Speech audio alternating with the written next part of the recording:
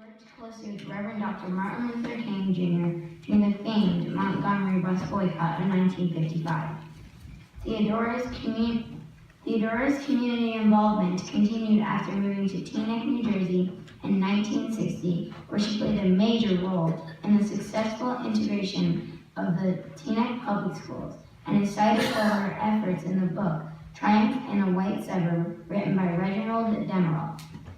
Miss Lacey is the co-founder of Teens Talk About Racism, an annual conference held at Fairleigh Dickinson University for young students throughout Bergen County.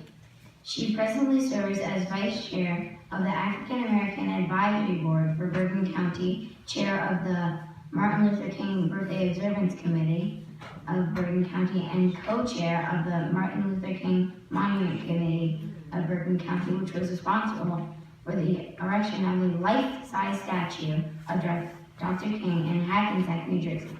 Most recently, Ms. Lacey co-chaired the countrywide Juneteenth celebration at Overpeck Park in Leonia, New Jersey.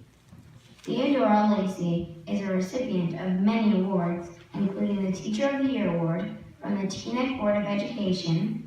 She was presented an Outstanding Woman of New Jersey Award by the New Jersey Senate and received the Most Outstanding Secondary Teacher Award from Princeton University in 1991. Recently, Miss Lacey was honored by the Bergen Record newspaper as one of New Jersey's most intriguing people. A retired teacher of over 42 years, Miss Lacey is an active member and past president of both the Iota Epsilon Omega chapter of Alpha Kappa Alpha Sorority Inc. and the Bergen County Lynx. She's the mother of 4 children and grandmother of 10 and great-grandmother of 5. Please give a warm welcome to Miss Theodora Smiley Lacey.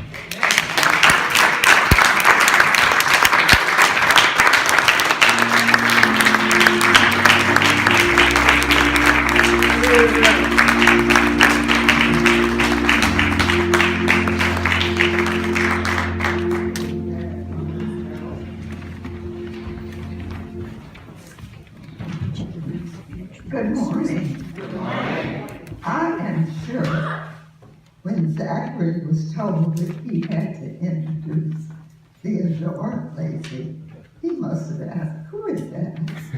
Because I am Rama to him, like my other grandchildren. Amen. You see, I also claim his mother as one of mine. But I had to be very careful in doing that when her mother, her Aunt Marie, and her Aunt Lorraine are present, because I certainly can't take any credit from the love and nurturing that they did to Gina. But behind them, I take my position. So, you see, I had the opportunity of watching Reverend Spring grow and blossom as a beautiful teenager. Not just the beauty on the outside, but the beauty and spirit inside. She made many strides as a young adult and became a loving wife, devoted mother, an accomplished educator and minister of all plenty, a true friend of our family. I am inspired by the long-lasting friendship she shares with my daughter Nikki, and the bond that she's made with that, and the bond that they have made with their children, as you can see through Zachary. How fortunate we are. You see, there is no way that I could not be with you this morning, even with this gruffy voice, and I apologize for that. I am most grateful for my first visit here in Atlantic Highlands and the opportunity to be with you here at St. Paul's, such a historic church founded in 1899.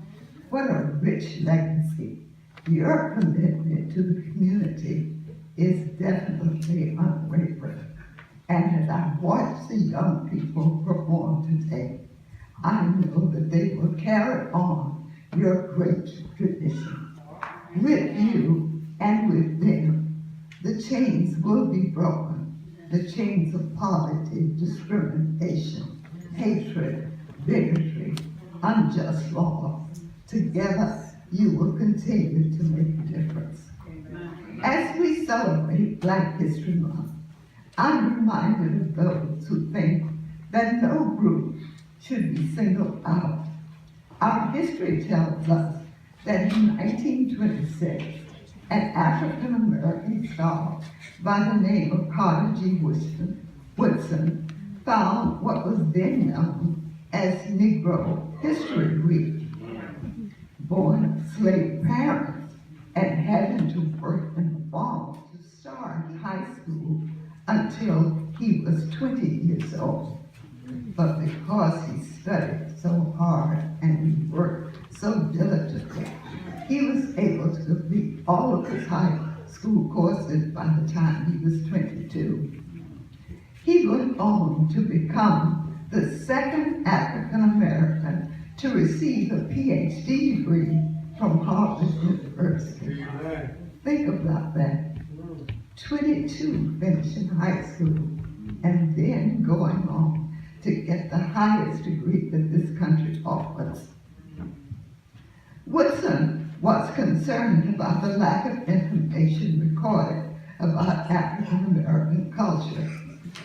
He wrote and published a journal called Negro Life and History, an effort he made to bring to the world's attention the historical contributions made by African Americans during Negro History Week, which he established in the month of February. And some people often wonder why he takes the shortest month in the year to do that.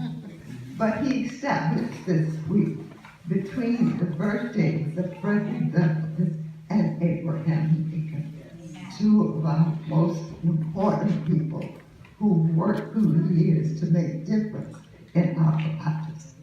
As you know, as time passed, it became Black History Month. Dr. Woodson too hoped that the need for singling out the accomplishments of African Americans would be unnecessary, and that all Americans would be recognized as part of the history of our country.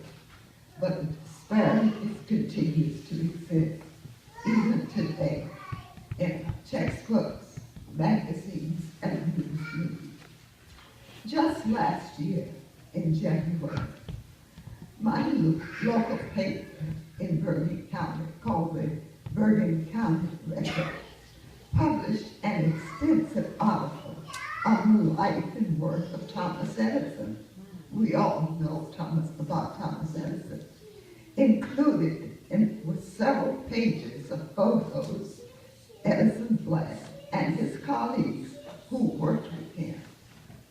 There was no mention or photograph of the only African American, Louis Latimer, who was the original draftsman for Edison and co-author of a book on electricity entitled Incandescent Electric Light.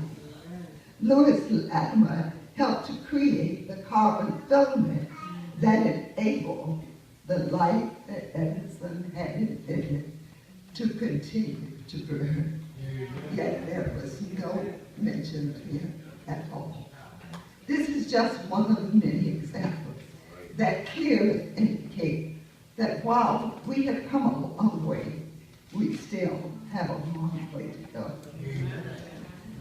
Let me tell you who I am and where I'm from. It has been said that if you don't know where you're from, you'll have a hard time knowing where you're going. I'm from watermelon, Smithfield ham, grits, and biscuits. I'm from pecan trees in my backyard, dried shells that crush under my bare feet. I'm from a rambling farm Amen. I'm from the magnolia roots whose sweet fragrance filled the air with soft white petals that looked like snowflakes when they fell to the ground. I'm from fried chicken, cornbread, and collard greens. I'm from educators, grandpa, grandma, mom, and dad alike. I'm from saying grace before you eat and asking to be excused only when I had completely cleaned my plate. Amen. I'm from the deep, deep Bible Belt. I'm from grandparents Clinton Gray and Nancy, who courted for over a year, until one day she said, "Everyone wants to know, when are we getting married, Clinton?" He replied very slowly, "Well, I hadn't thought about it. When are we?" She said, "June 14th at 4 o'clock." I'm from George and Hattie Somali, whose union brought forth my dad who brought Martin Luther King to Montgomery, and my mother's friend, Rosa Parks, who set my mind on justice.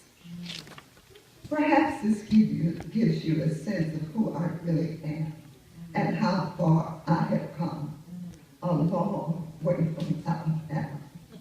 But it was growing up in Alabama under stringent segregation laws and meeting Dr. King that shaped my life as a person, an educator, and community activist. As an African American growing in the South, one had to face many obstacles and issues that continues even to this day with all of the things that have been changed. Those ugly laws and feelings of discrimination keep rearing their ugly heads. Rules, discriminating laws, signs, and bitter confrontations created a struggle for me, maintaining self-worth while facing these derogatory and discriminating actions was a part of my daily life. Montgomery, the capital of the state, the cradle of the Confederacy, the state that attempted to secede from the Union in 1863, the place where the first Confederate flag was made and unfurled, and where the then Governor, George Wallace, stood in the door of the University of Alabama and declared, "Segregation today, segregation tomorrow, segregation forever." How ironic that Montgomery would be the launching pad for Dr. Martin Luther King. That this place would be the place that pushed him to national prominence. History, over and over again, proves that much pain and anguish has to occur before places like the state of Alabama will endorse justice and freedom for all. I was to feel the pain and anguish growing in my country under a system that denied me opportunity to play in the public parks, the public zoo. I was 13 years old before I was able to enter a zoo outside of the state of Alabama. Unable to even at lunchtime, sitting in a vacant seat on a bus or train, and lack of equal education and job opportunities. My life changed dramatically when Dr. King accepted the ministry at the Dexter Avenue Baptist Church, a well-established middle-class church that sat directly across the street from the Capitol grounds upon which African Americans were not allowed to walk across. My father was president of the Board of Trustees at Dexter, and in many ways was responsible for Dr. King coming to Montgomery. Dexter was indeed a minister. Dr. King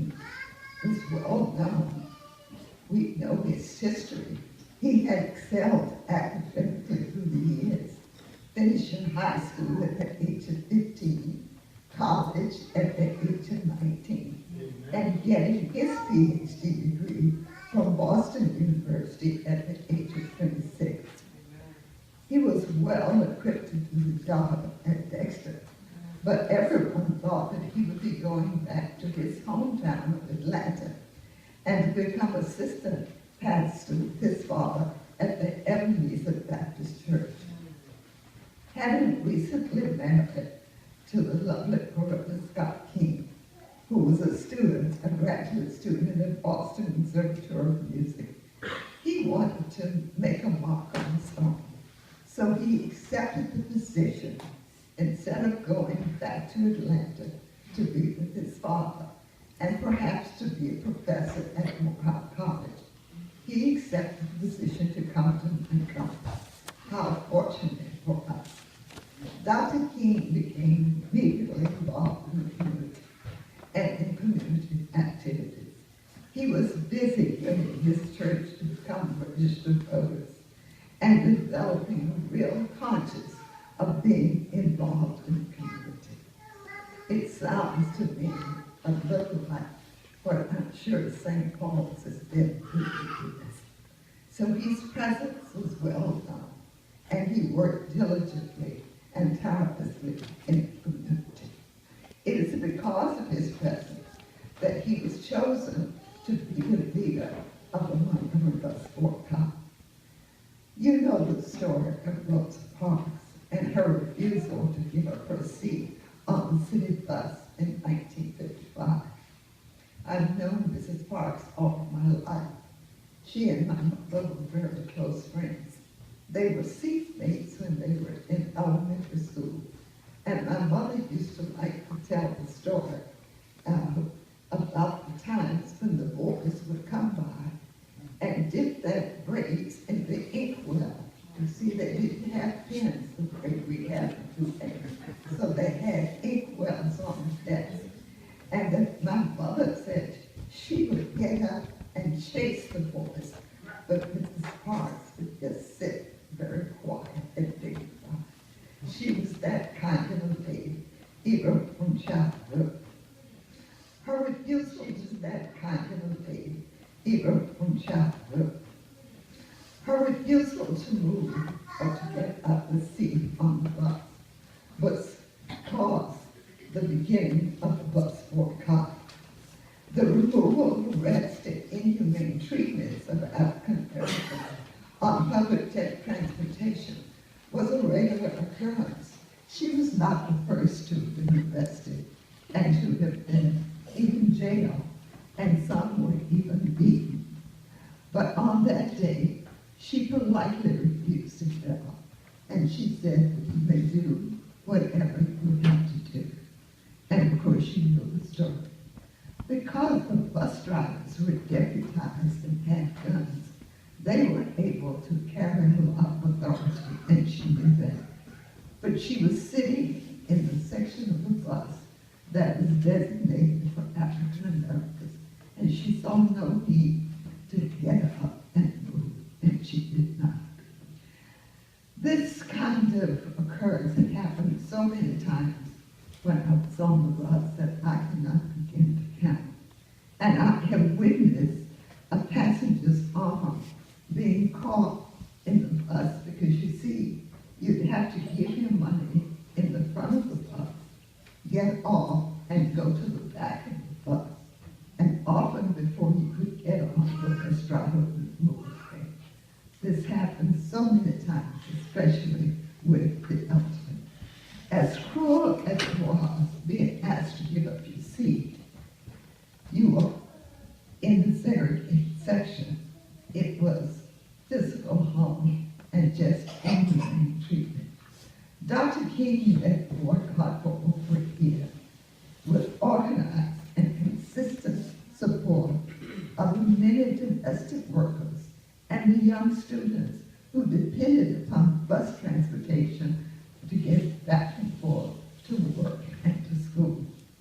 The success of the boycott was due primarily to the mobilization of all people, old, young, black, white, people of varying religions and economic backgrounds, doctors, lawyers, teachers, and other professionals who provided their time and energy, financing, and moral support to help to promote this cause. The movement was not without problems because there were drive-by shootings, arrests, bombing homes, churches, and among the issues, and many more issues that we had to face daily. I recall most vividly the night that Dr. King's house was bombed. We happened to have been sitting in a meeting, planning and trying to see how we could keep the boycott movement going, when someone came into the room and spoke to him and said that his house had been bombed. As we heard the news, we jumped up to leave to go to see what had happened to his wife and his young daughter, Yolanda. Dr. King, though shocked, calmly asked us to take our seats. And he said to us, no matter what has happened at my home tonight, the Montgomery Bus Board movement will continue and will continue nonviolently.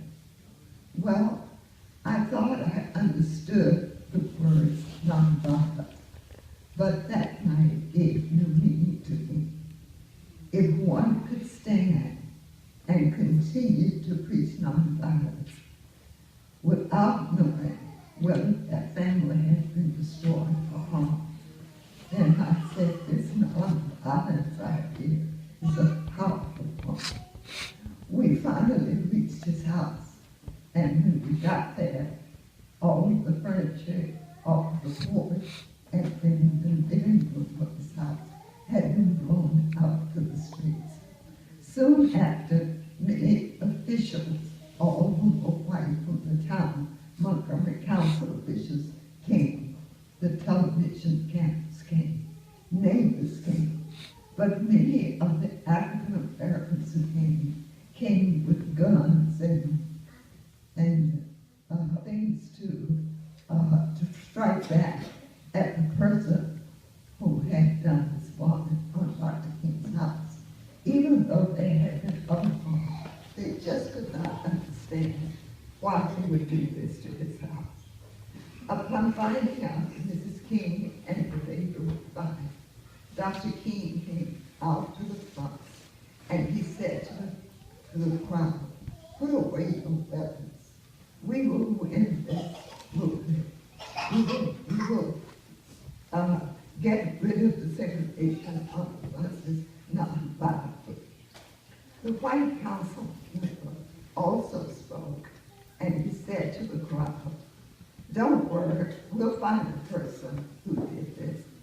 Well, we knew that that was not true, because during this time, no African Americans had received any kind of justice through the court system.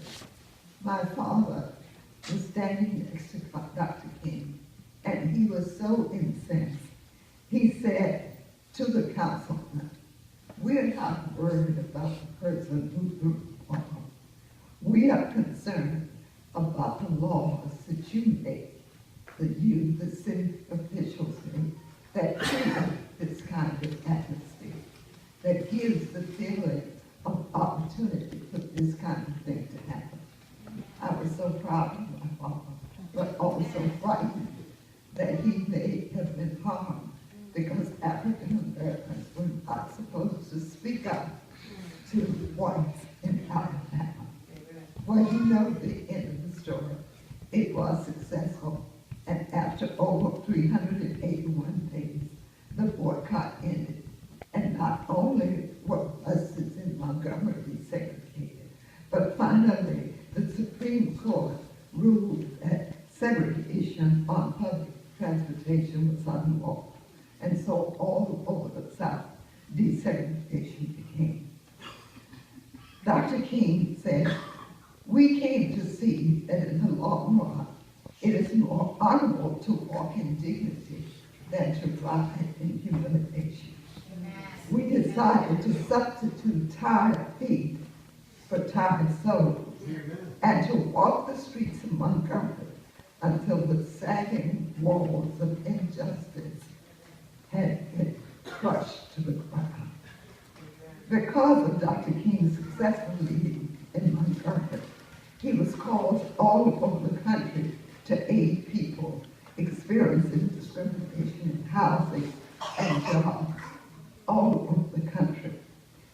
He left Montgomery and did at that time go back to Atlanta to be with his father at Ebenezer Baptist Church, which allowed him some flexibility from the pulpit and ability to travel and to continue his ministerial work. As you know, his untimely death occurred in Memphis, Tennessee, as he attempted to help the sanitation workers gain fair wages and improve working conditions. Well, time passed, I got married, and we too moved and left Alabama. The last time I saw Dr. King was here in New Jersey, in Hackensack, New Jersey, and he teased me and my husband about abandoning the South. But I assured him that there was plenty of work to do right here in New Jersey. Upon the arrival in New Jersey, as a custom as we were of seeing signs in public places like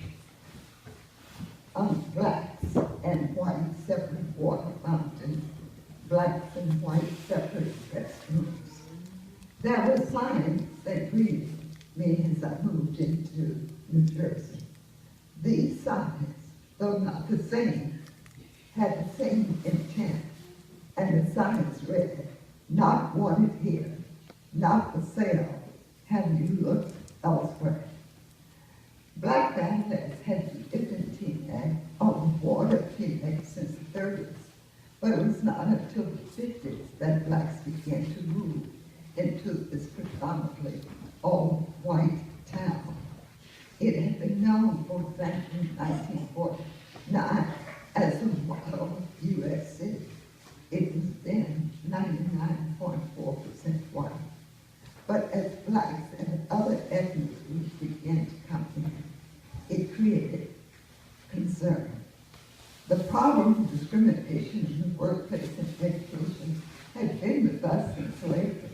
The 1876 Supreme Court ruling, Plessy versus Ferguson, supported and sanctioned separate but equal laws built on white supremacy and black inferiority. It was not until 1954 that the Supreme Court took a momentous step that ruled segregation in public schools as inherently unequal. This was due in a large measure to we indeed come along way. Barack Obama, our first African-American president. The second African-American Attorney General, Loretta Lynch. Black mayors of major cities in our country. Black CEOs of major corporations like Kensington. Misty Copeland, the first black principal ballerina with the American Theater Ballet. But our work is still before us. It is reported that classrooms are more segregated today than they were in the 70s. Gaps in test scores between black and whites have increased. The Voting Rights Act is being challenged. Discrimination in housing is rearing its ugly head. The rate of arrest and imprisonment of black men far exceeds that of white men. Poverty and unemployment remains twice as high for blacks than for whites. And the income of blacks is 70% of that of whites. Student dropout rates in high school has increased. Drug addiction is rapid.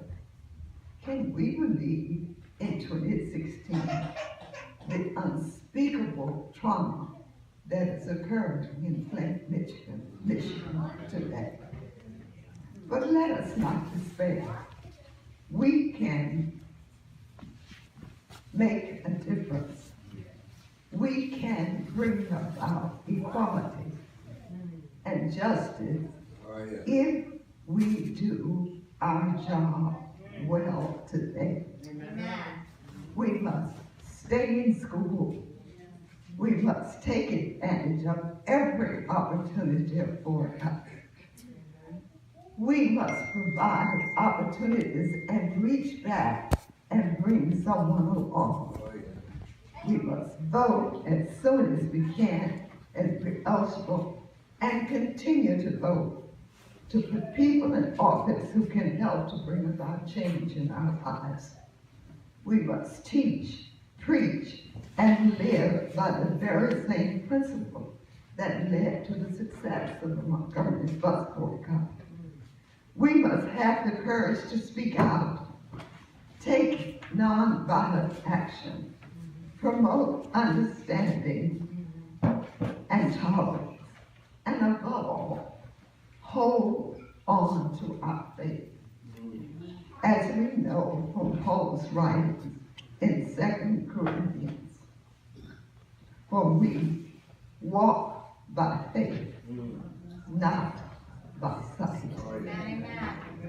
Even when what appears to be insurmountable odds amid the most extreme obstacles, we must heed the words of Dr. King. With faith, we will be able to hew out of the mountain of despair a stone of hope. Thank you for having me and welcoming me here today. Thank you for allowing me to be in this holy place. When our heart is in a holy place, we are blessed with love and amazing grace. When we trust in the wisdom in each of us, every color, every creed and kind, and we see our faces in each other's eyes, then our heart is in a holy place. When we tell our story from deep inside, and when we listen with a loving mind, and when we hear our voices in each other's world, then our heart is in a holy place. When we share the silence of the sacred space, and the God of our heart stirs within, and we feel the power of each other's faith, then our heart is in the holy place. God bless you and keep you in this holy